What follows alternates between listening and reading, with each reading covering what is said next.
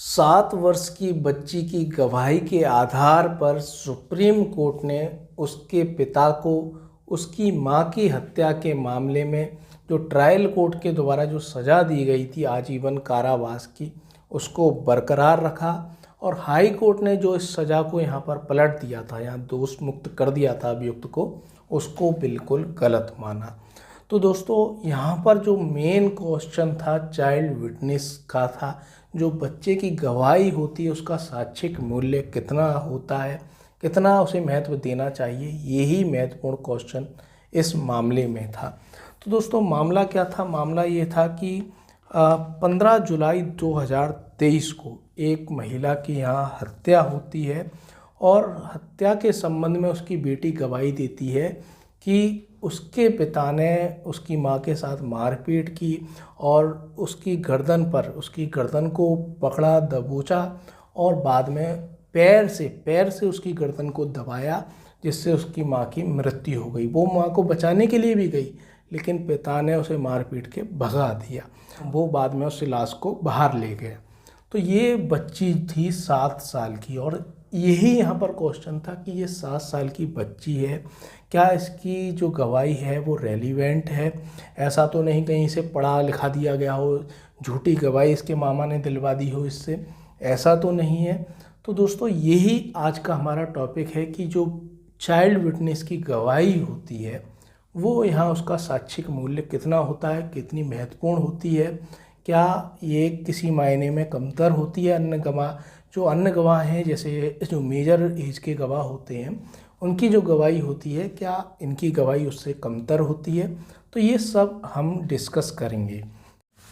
तो supreme court ने यहाँ पर कहा कि child witness is a competent witness. जो बाल गवाह है वो सक्षम गवाह होता है, जो उसकी गवाही होती है जो अन्य गवाह होते हैं उनकी जैसी गवाही होती है, वैसे ही यहाँ पर जो बच्चे की गवाही है उसका भी उतना ही यहाँ महत्व होता है। तो किसी मायने में ये कम नहीं होती कि बच्चे ने गवाही दी तो ये किसी मायने में गवाही कम हो, इसका साक्ष्य मूल्य कम हो, ऐसा नहीं होता है। सुप्रीम कोर्ट ने आगे कहा कि जो बच्चा है एक सक्षम गवाह है और उसके साक्ष्य को केवल इसलिए खारिज नहीं किया जा सकता कि वो एक बच्चा है, टेंडर एज का है, बहुत कम एज का है, इसलिए वो गवाही नहीं दे सकता है, सही से गवाही नहीं दे सकता, ऐसा नहीं है। कोर्ट ने कहा, हालांकि साक्ष्य अधिनियम की धारा 118 के अनुसार बाल गवाह की गवाही कराने से पहले ट्रायल कोर्ट को यह सुनिश्चित कर लेना चाहिए कि जो उससे क्वेश्चन किए जाएंगे उनको समझने के लिए वो समझ सकता है या नहीं समझ सकता उन प्रश्नों को, और उनका ठीक से उत्तर दे सकता है या नहीं, ये सुनिश्चित कर लेना चाहिए। तो इंडियन एविडेंस एक्ट के सेक्शन 118 में जो धारा बदल गई होगी, आप देख लीजिएगा, तो धारा 118 में ये बात की गई है कि इस तरीके के टेंडर एज का जो विटनेस है या बहुत ज़्यादा एज का विटनेस है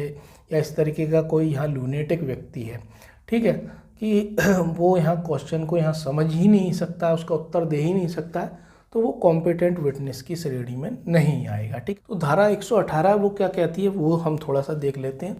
तो 118 कहती है कौन गवाही दे सकता है, तो सभी व्यक्ति गवाही देने के लिए सक्षम होते हैं। ये 118 कहती है जब तक कि न्यायालय यह ना समझे कि वे कम उम्र के कारण या अत्यधिक बुढ़ापे के कारण या किसी शारीरिक या मानसिक बीमारी के कारण या इसी तरीके के किसी अन्य कारण से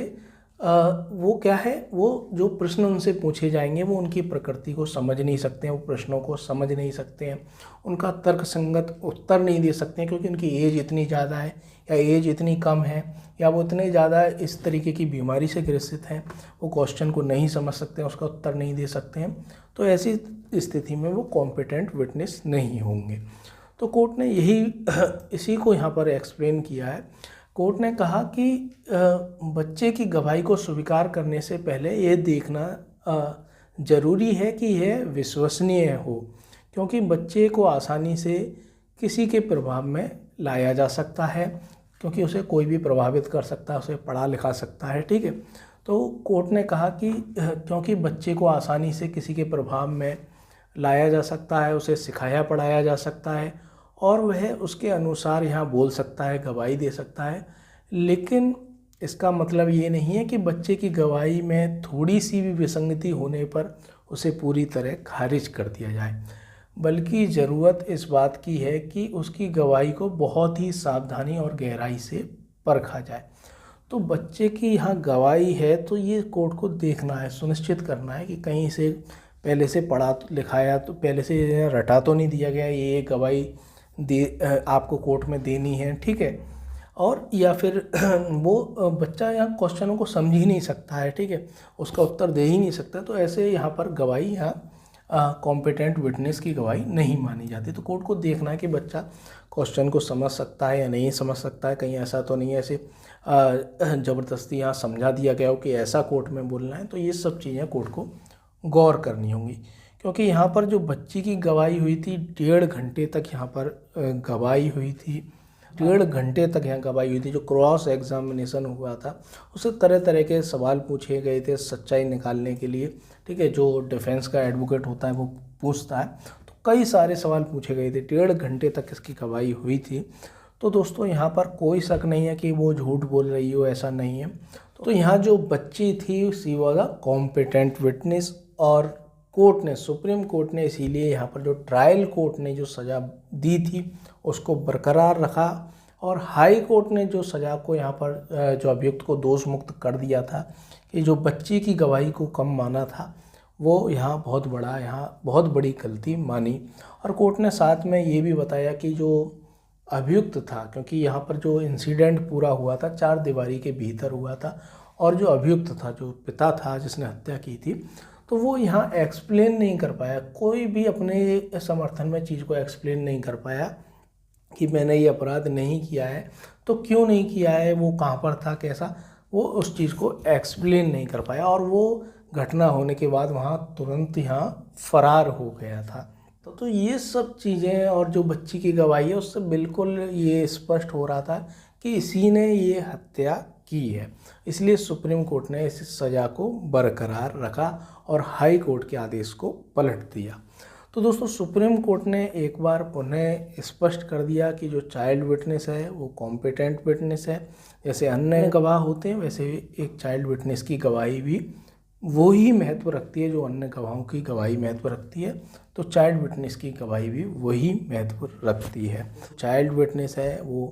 एक कॉम्पिटेंट विटनेस है, उसकी एज कितनी है इससे कोई फ़र्क नहीं पड़ता। यदि वो सवालों को समझने में, उनका उत्तर देने में सक्षम है तो वो कॉम्पिटेंट विटनेस है। तो दोस्तों कैसा लगा आपको वीडियो, कमेंट बॉक्स में कमेंट करके ज़रूर बताएं।